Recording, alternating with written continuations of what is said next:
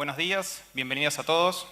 Mi nombre es Matias Hernandez. Good morning, my name is Matias Hernandez. I come from the GeneXus development team. The purpose of my talk is to share with you some developments and some news about Android and how we are developing applications for mobile devices. Let us talk about the most important things that happen with the smart devices this year. There's no doubt about it. This is a world phenomenon, and that was the release of the Android 7.0 of Android. But before telling you about that news, 7.0, I would like to tell you about the status of the ecosystem. Some interesting things have happened. In the first place, Android continues being the most successful platform for smartphones and all kinds of intelligent devices. In fact, the market share of smartphone sale last year was over 82% of all smartphones sold in the year. It was 82% for Android. That percentage was moving up to 86% this year, up to Q2. This is at the expense of iOS, feeling very comfortable in second position, but making a lot of money anyway. This has happened because of the extinction of third alternatives. Those who don't like smartphones, or those who don't like iOS, or the chaotic world that is freer but chaotic of Android, there are no alternatives. Windows Phone in particular, which seemed to have been working strongly on its platform, had a terrible fall in the sale of its devices, and Microsoft even announced that it was not going to focus on it that much this year, but it was going to focus on the fact that its services were going to be available on its player.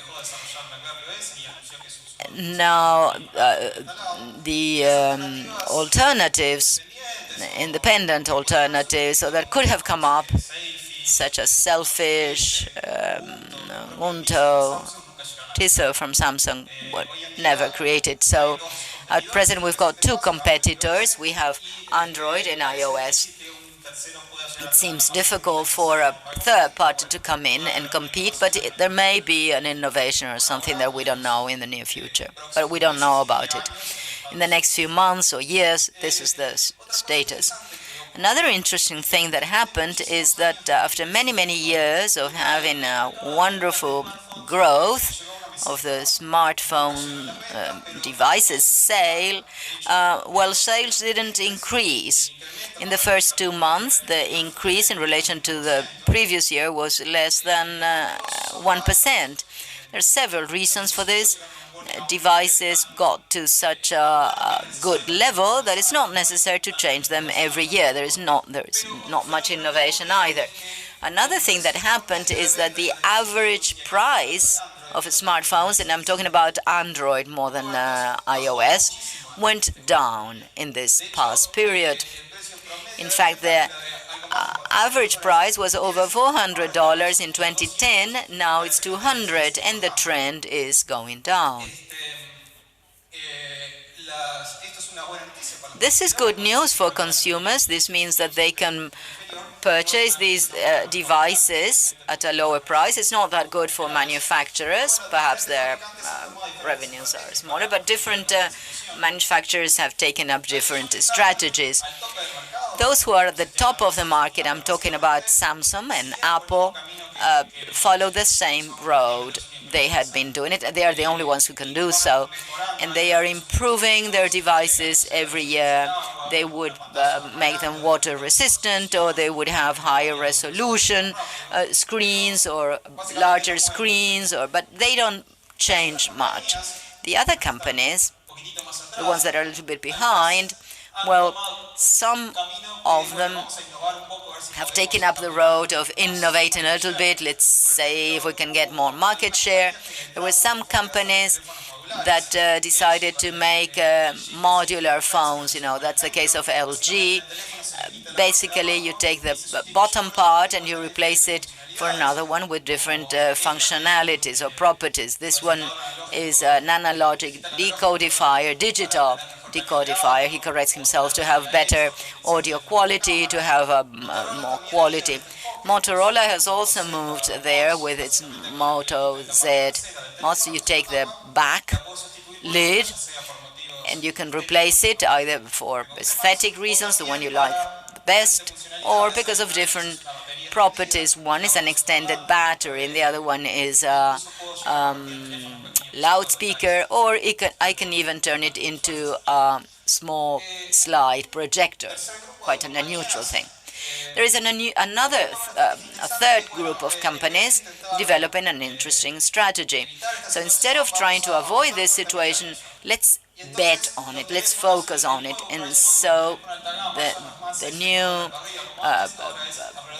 price phones that were over $600 and now they are $400, they try to compete at the level of price. And so some companies that have taken up this strategy, well, many Chinese successful companies such as OnePlus and Xiaomi and Swang and others, instead of following the trend, they are provoking it. And then there are others that have decided to segment the market. Instead of developing a smartphone that is very good for general purposes, let's have a smartphone that is excellent for a very specific purpose. That's the example of Cat S60. That's Caterpillar. We all know Caterpillar. They make tractors and heavy machinery for industry and construction.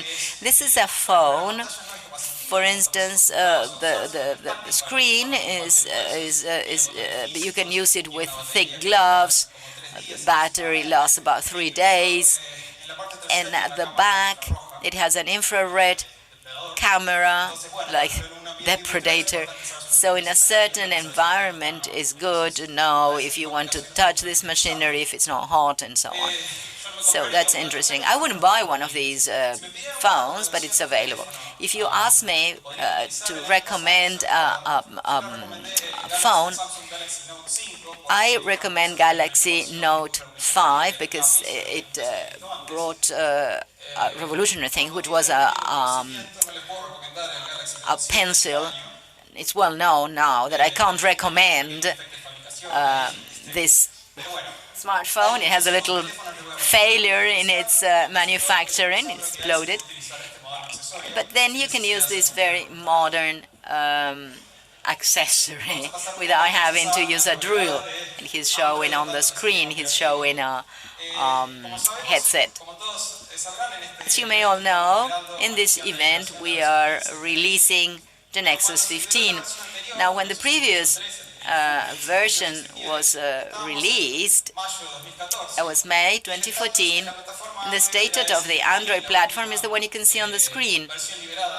The latest version, 4.4 pickup, since then, in 2 years, the Android world has moved and progressed quite a lot. That same year, in 2014, we had the beta process of what was called Android L. That's a code name.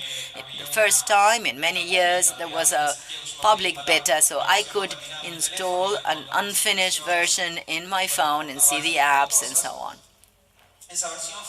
That version was announced and officially released in October 2014. It was called Android 5.0 Lollipop. One of the main novelties, there were many, but the most important was the material design. Now, material design was a way of trying to have a new way of designing user's interface for mobile applications, not only to make them more beautiful, but to give you some guidelines. Until then, there were no guidelines stating exactly what the user interface was like, and startup applications like Google, they weren't very coherent because there were no clear rules. Then in 2015, once again, we had the beta version of Android M.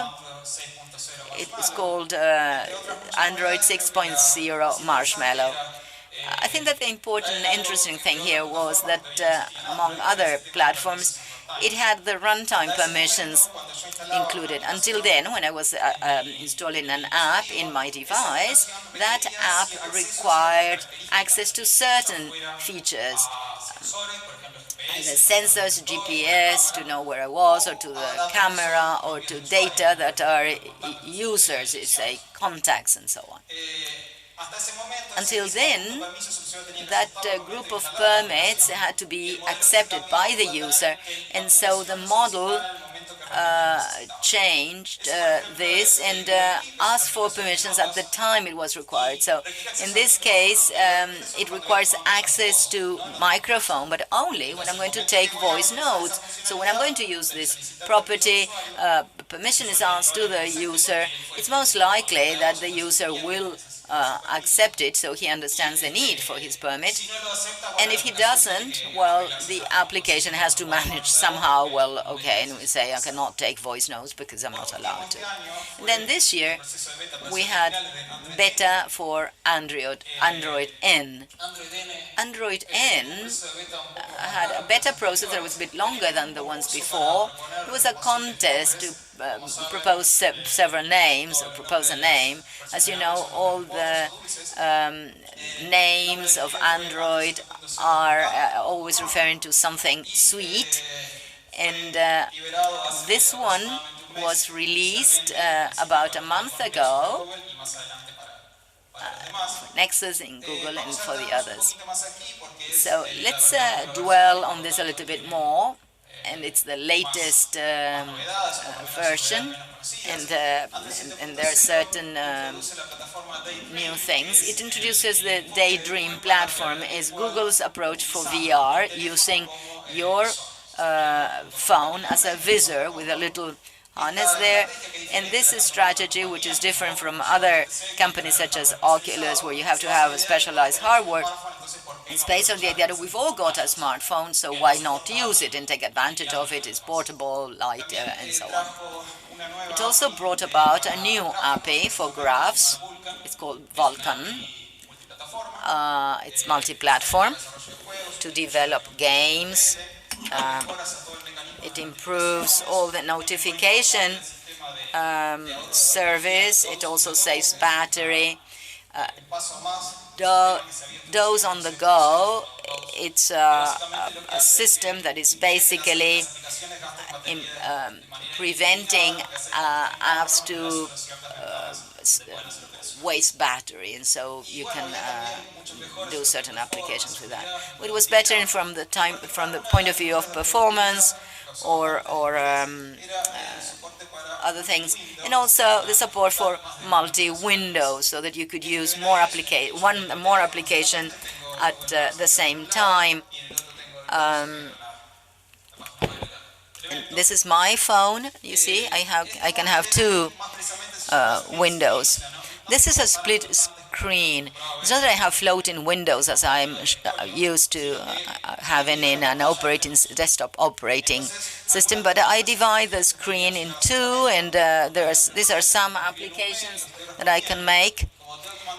Since I have to send an attachment, I will use this button here that allows me to open two apps at the same time, and I can share via Android certain data.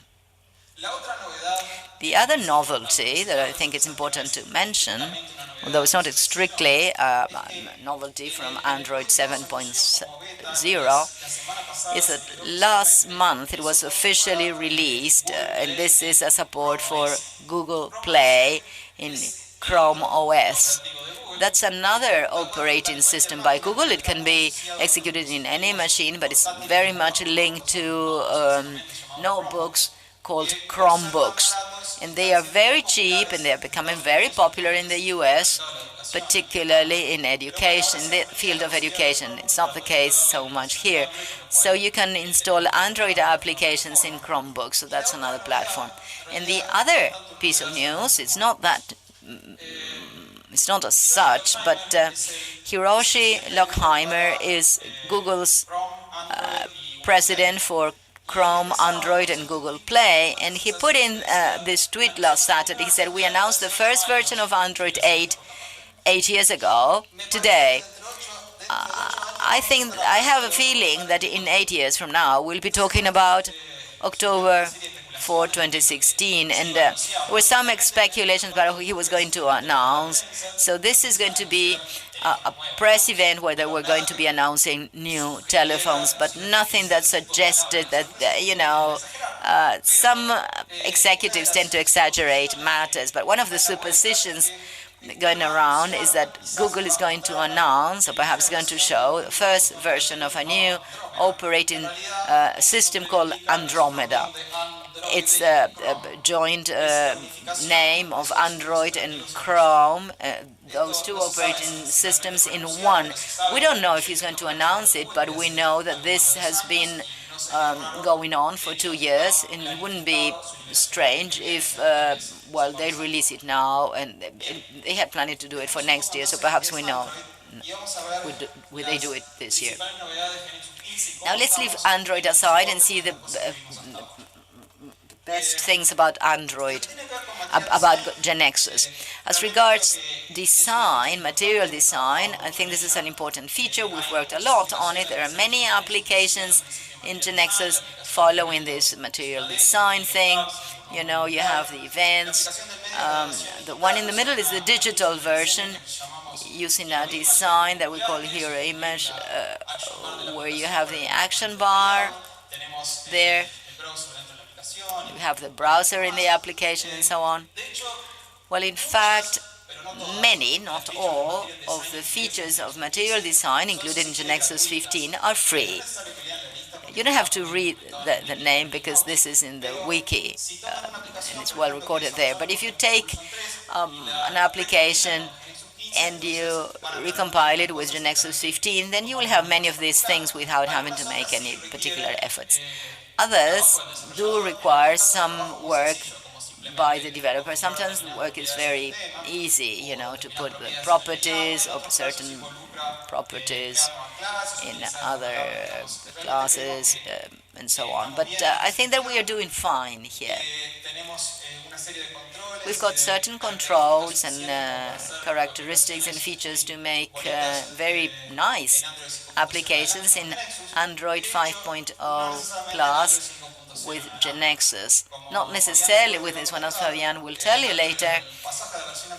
Going from one version to the other, this is much slower, and there are many devices that have 4.4, Android 4.4, so 4 years ago.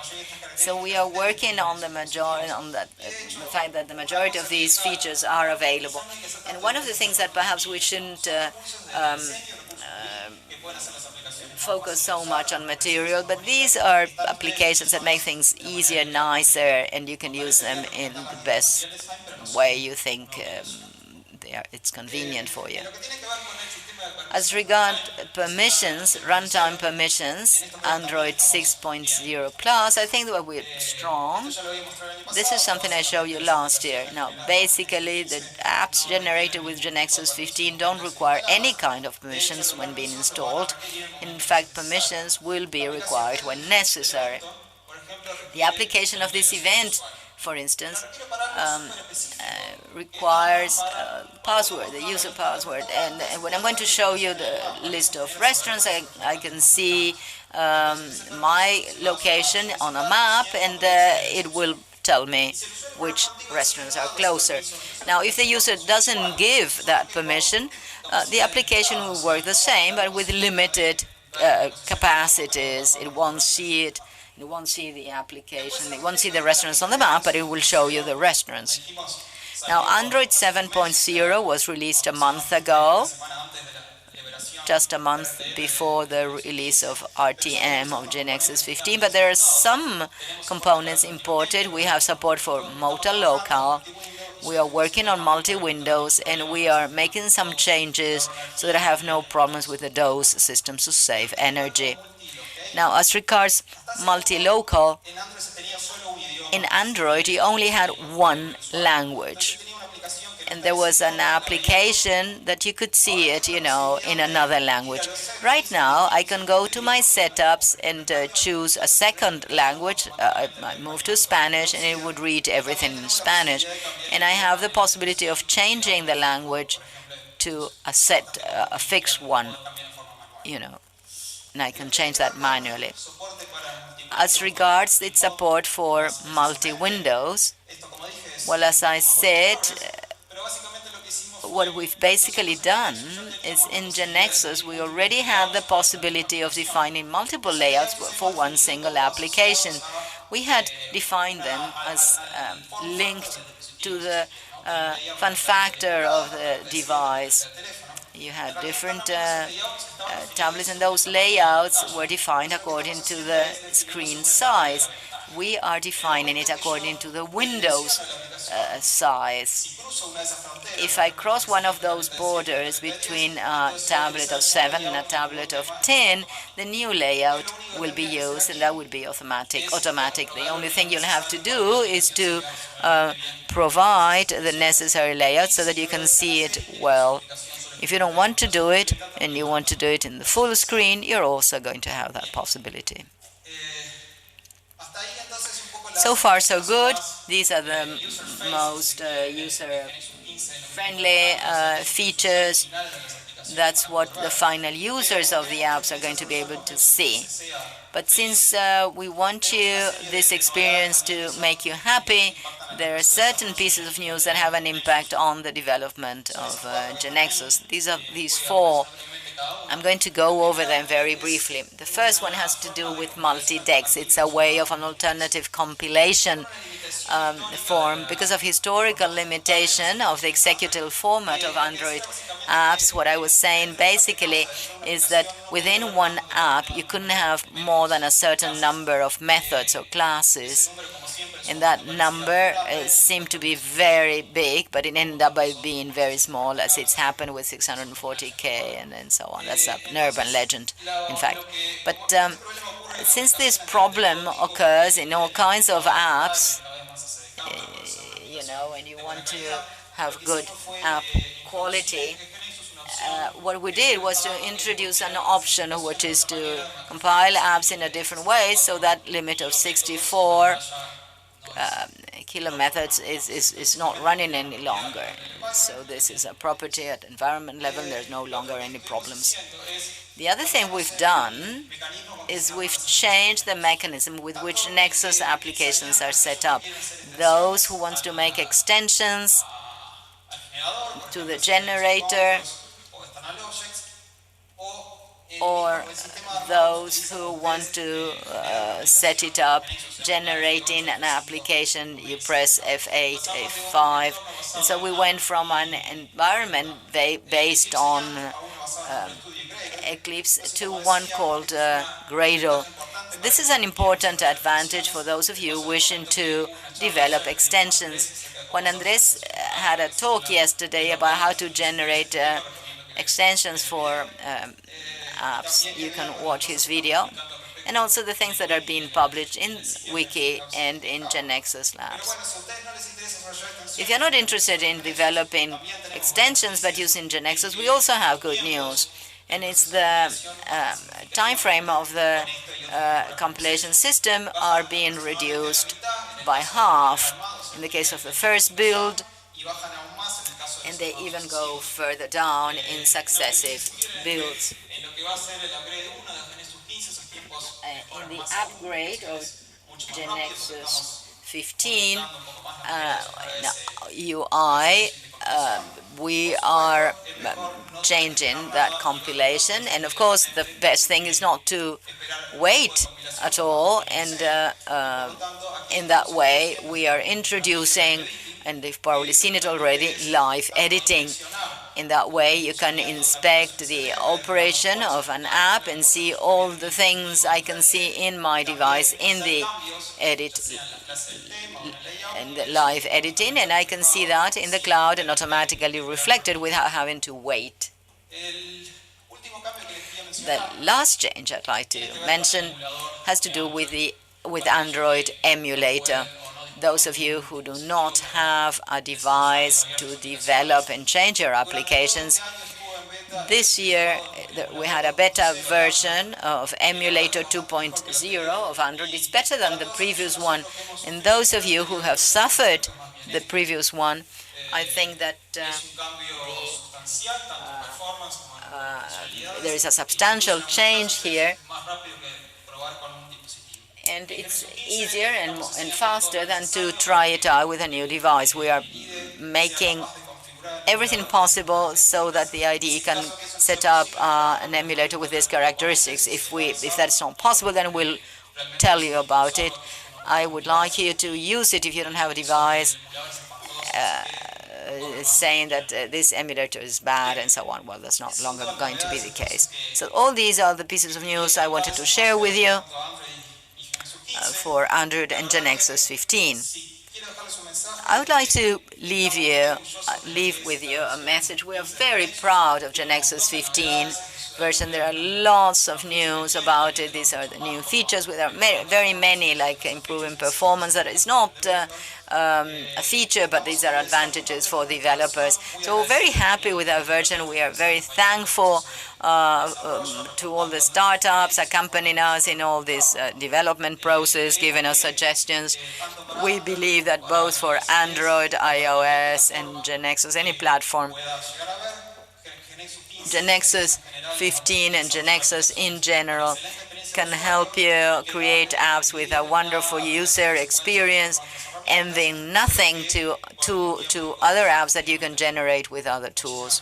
Thank you.